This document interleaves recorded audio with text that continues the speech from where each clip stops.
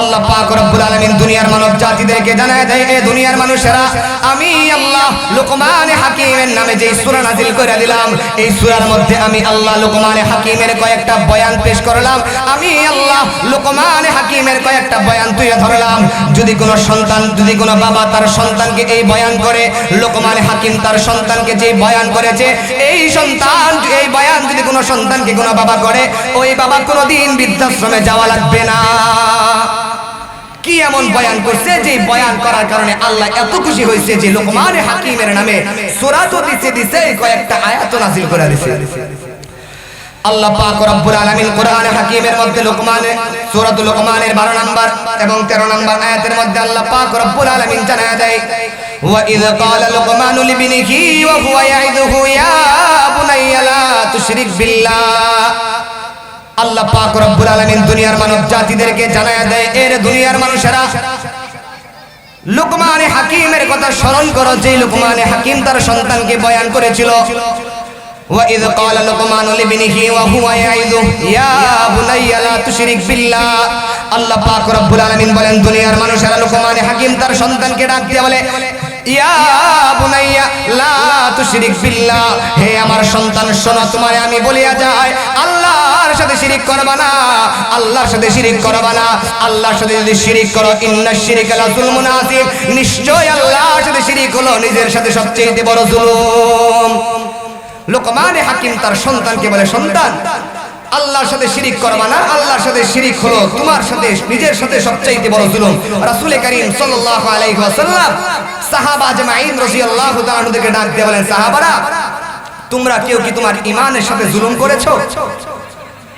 সাহাবা আজমাইন বলে, ইয়া রাসূলুল্লাহ, ইয়া হাবিবাল্লাহ, ঈমানের সাথে আবার জুলুম করে কিভাবে? নবীজি আবার ডাক দিয়ে বলে, এরে আমার সাহাবারা, তোমরা কি লুকমান হাকিমের কথা শোনো নাই? লুকমান হাকিম তার সন্তানকে বলে, ইন্নাশ শিরকা লা যুলমুন আযীম ইয়া বুনাইয়া লা তুশরিক বিল্লাহ, এরে আমার সন্তান, নিশ্চয়ই শিরিক হচ্ছে সবচেয়ে বড় জুলুম। আর যদি শিরিক করো, তোমার আমলনামা বরবাদ হয়ে যাবে। আমলনামা বরবাদ হওয়ার পরে যদি কবরে যাও, সেই কবরে মাফ আসেনি মুসলমান, সারাসি গুনাহ। আল্লাহ পাক রব্বুল আলামিন দুনিয়ার মানব জাতিদেরকে জানায় দেয়, আরে দুনিয়ার মানুষ, তোমার সন্তানকে তুমি সর্বপ্রথম এই শিক্ষা দাও, তোমার সন্তানকে এই বয়ান দিয়া দাও, তোমার সন্তানকে শিখায়া দাও, ইন্নাশ শিরকা লা যুলমুন আযীম, নিশ্চয়ই শিরিক হচ্ছে সবচেয়ে বড় জুলুম। যদি কোনো পিতা তার সন্তানকে এই শিক্ষা দেয়, এরে আমার সন্তান, আল্লাহর সাথে শিরিক করবা না, আল্লাহর সাথে শিরিক করলে ঈমান বরবাদ হয়ে যাবে, আমল বরবাদ হয়ে যাবে। মুসলমানের বাচ্চারা আওয়াজ দিয়া বলেন, ওই সন্তান কি আর শিরিক করতে পারে? জোরে বলেন, পারে? ওই সন্তান আর শিরিক করতে পারে না। আরে বন্ধু, আল্লাহর রাসূল সাল্লাল্লাহু আলাইহি ওয়াসাল্লাম বলেন, শিরিক হলো দুই প্রকার। জোরে বলেন, কয় প্রকার? শিরিক হলো দুই প্রকার। এক নাম্বার শিরিকের নাম হলো শিরিক আকবার, দুই নাম্বার শিরিকের নাম হলো শিরিক আসগর। রাসূল আমার জানায় দেয়, এরে আমার সাহাবারা, আমি রাসূল শিরিক আকবার নিয়ে আমার উম্মতের জন্য ভয় পাই না। কেননা শিরিক আকবার হলো ওই শিরিক, যে শিরিক হিন্দু বাচ্চারা করে। শিরিক আকবার হলো ওই শিরিক যারা বিধর্মীরা করে। শিরিক আকবার হলো ওই শিরিক, যে শিরিক হিন্দু বেঈমান বেদাইন কাফেররা করে। মুসলমান বন্ধু আমার, রাসূল আমার ডাক দিয়ে বলে, এরে আমার সাহাবা, আমি নবীজি শিরিক আকবার নিয়ে ভয় পাই না, আমি শিরিক আসগর নিয়ে ভয় পাই। সাহাবীরা ডাক দিয়ে বলে, ইয়া রাসূলুল্লাহ, ইয়া হাবিবাল্লাহ, শিরিক আসগর কাকে বলে?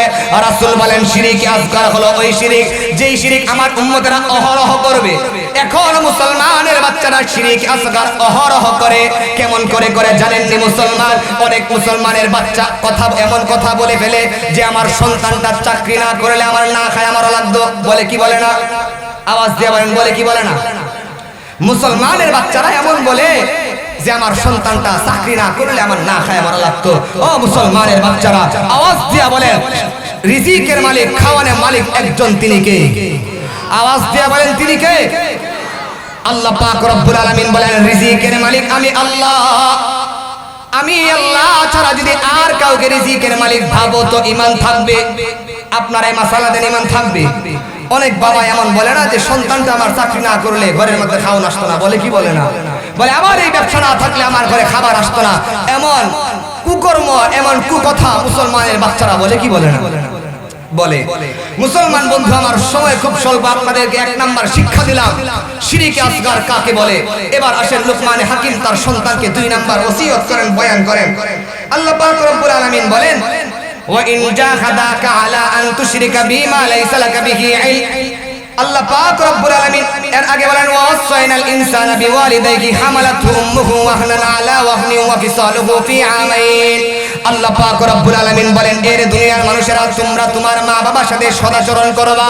কার সাথে? ভালো ব্যবহার করবা, মা বাবার সাথে ভালো ব্যবহার করবা। এরে দুনিয়ার মানুষ, মা বাবার সাথে ভালো ব্যবহার করবা, কিন্তু মা বাবার হক আছে না নাই? সন্তানের যেমন মা বাবার প্রতি হক আছে, মা বাবারও সন্তানের প্রতি হক আছে না নাই? সন্তানের অনেকেই বলে যে হুজুর মা বাপ গিয়া বিচার দেয়, হুজুর সন্তান আমার কথা শুনে না। কিন্তু অনেক বাবাও আছে নিজে নামাজ পড়ে না, সন্তানকে গিয়া নামাজের তুশকিল করে, আছে না নাই? জোরে বলেন, আছে না নাই? নিজে বাচ্চারে দিয়া, ছেলের দিয়া বিড়ি আনাই, সিগারেট আনাই, এমন বাবা আমাদের সমাজে আছে না নাই? বাবা খায় সিগারেট, ছেলে গাঞ্জাখোর হবে না তো কি আল্লাহর ওলি হবে? জোরে বলেন, হবে? আল্লাহ পাক রব্বুল আলামিন এমন বাবা থেকে আমাদেরকে হেফাজত করুক, এমন বাবাদেরকে হেদায়েত দান করুক, বলেন আমিন। আল্লাহ পাক রব্বুল আলামিন জানায় দেয়, এর দুনিয়ার মানুষেরা মা বাবার সাথে ভালো ব্যবহার করবা, মা বাবার সাথে খারাপ ব্যবহার করবা তো আল্লাহ তাআলার আরশ কাঁপিয়া যায়। মা বাবার সাথে খারাপ আচরণ করবা তো আমল বরবাদ হয়ে যাবে। এরে দুনিয়ার মানুষ, মা বাবার সাথে কেমন সদাচরণ করবা, মা বাবার প্রতি কেমন গুরুত্ববান হইবা।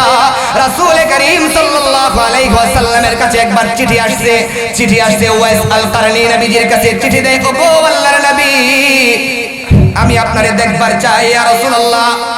নবীজি আমার বলে, ইয়া রাসূল, নবীজিকে বলে, ইয়া রাসূলুল্লাহ, ইয়া হাবিবাল্লাহ, আমি ওয়াইস আল কারনী আপনারে দেখবার চাই। আপনারে দেখলে আমি ওয়াইস আল কারনী সাহাবী হয়ে যাব, কিন্তু আমার বৃদ্ধা মা ঘরের মধ্যে আছে, ইয়া রাসূলুল্লাহ, আমি এখন কি করব? নবীজি আমার বলে, এ রে ওয়াইস আল কারনী, না না না, আমি নবীর কাছে আসবা না, মায়ের খেদমত করো। আল্লাহ পাক রব্বুল আলামিন বলেন, প্রথমত আমি আল্লাহর সাথে শিরিক করবা না, দ্বিতীয়ত মা বাবার সাথে খারাপ আচরণ করবা না, মা বাবার সাথে খারাপ আচরণ করবা না, মা বাবার খেদমত করবা। রাসূল আমার বলে, ওয়াইস আল কারনী, না না, আমি নবীকে দেখা লাগবে না। এরে ওয়াইস আল কারনী, তুমি তোমার মায়ের খেদমত করো। নবীজি আমার যখন দুনিয়া থেকে বিদায় হয়ে যায়, দুনিয়া থেকে বিদায় হওয়ার পূর্বে নবীজি আমার হযরতে আলী এবং হযরতে ওমরকে ডাইকে বলেন, এরে আমার সাহাবা, কোন কোন বর্ণনায় আছে নবীজি আমার উমরের হাতে একটা, নবীজি সাল্লাল্লাহু আলাইহি ওয়াসাল্লাম আমার উমরে ফারুক রাদিয়াল্লাহু তাআলা আনহুর হাতে একটা জুব্বা হাদিয়া তুলে দিয়েছেন। নবীজি আমার উমরের হাতে জুব্বা হাদিয়া তুলে বলে, এ রে উমর, এই জুব্বাটা আমার বড় আস্থাভাজন, আমার বড় আশিক একজন, আমার বড় আশিক ওয়াইস আল কারনীর হাতে তুলে দিবা, বলবা নবীজি তোমার এই জুব্বাটারে হাদিয়া দিছে।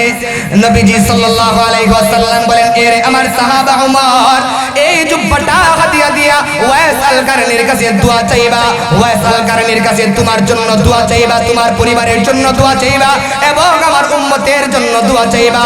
কেননা যে ব্যক্তি মা বাবার খেদমত করে সে মুস্তাজাবুদ দাওয়া হয়ে যায়। আল্লাহর কাছে দোয়া করতে দেরি হয়, কিন্তু আমার আল্লাহ কবুল করতে দেরি করে না। মা বাবার খেদমত যারা করে, মা বাবার খেদমত যারা করে তো তারা মুস্তাজাবুদ দাওয়া হয়ে যায়। রাসূলের কথা, মুস্তাজাবুদ দাওয়া কারা? যারা আল্লাহর কাছে দোয়া করতে দেরি হয় কিন্তু আল্লাহ কবুল করতে দেরি করে না।